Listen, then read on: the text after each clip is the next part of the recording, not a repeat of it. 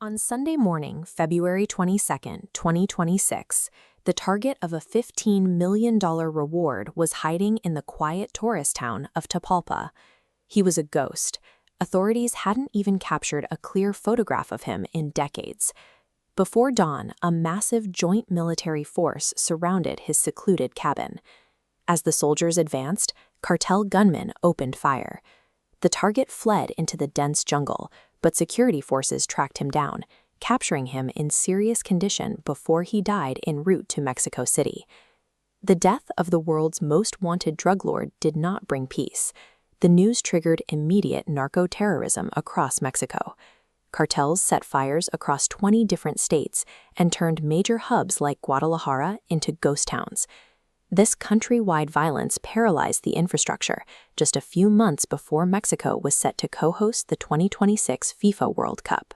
The man at the center of this chaos, Nemesio Oseguera Cervantes, better known as El Mencho, started life as a poor farmer and a fifth-grade dropout.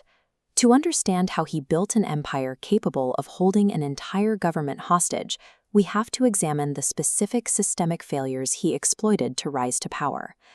Born in 1966 in the impoverished mountains of Michoacán, Mencho worked his family's avocado farm.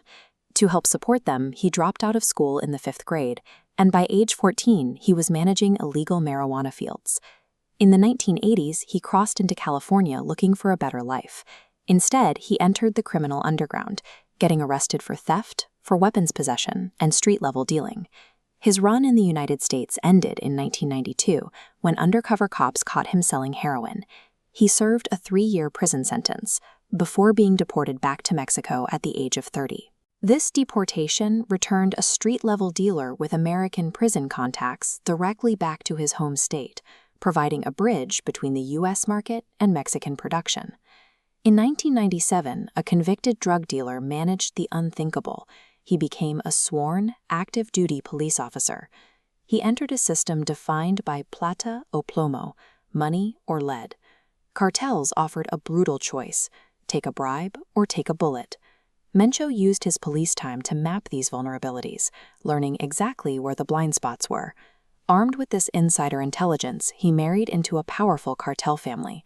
He abandoned his police uniform and went to work for them as a hitman. Working as a policeman gave Mencho a blueprint of the state's internal weaknesses. He used his insider knowledge to navigate his cartel around government interference, turning his time in uniform into a masterclass in evading the law. In 2006, President Felipe Calderón launched a military war on the cartels. The logic was to arrest the top bosses to stop the drug flow, but it backfired. Eliminating the leaders only splintered the organizations into violent, warring factions. By 2010, the leaders of Mencho's cartel had either been killed or jailed. He capitalized on this power vacuum, breaking away to form his very own group, the Jalisco New Generation Cartel, or CJNG. He immediately executed a massive economic pivot. He moved away from low-margin agricultural crops and began manufacturing methamphetamine and fentanyl, synthetic chemicals that cost mere pennies to produce but sell for massive markups across the border. To scale the business, CJNG seized control of the port of Manzanillo. This single access point allowed them to dominate the logistics and supply chain of cheap chemical precursors arriving from China.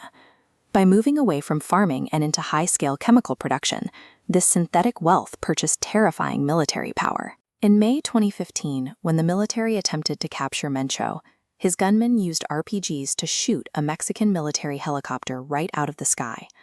Mencho built a $20 billion paramilitary force from a small splinter gang, capable of outgunning the state itself. Which brings us back to the present. El Mencho is dead. His son, El Menchito, was sentenced to life in 2025. Yet the cartel itself remains fully operational. The streets are frozen by a bloody succession war. The remaining CJNG commanders are fighting to inherit control of this highly lucrative synthetic empire. Arresting individual leaders consistently fails because eliminating a CEO does nothing to dismantle a highly optimized $20 billion global supply chain. To understand why that supply chain survives, we have to look north. America provided both the tools and the workforce for Mencho's cartel. In 1994, the NAFTA agreement flooded Mexico with cheap, subsidized U.S. corn. 2 million Mexican farmers lost their jobs, and with no legal way to make a living, they became a massive recruitment pool for the cartels.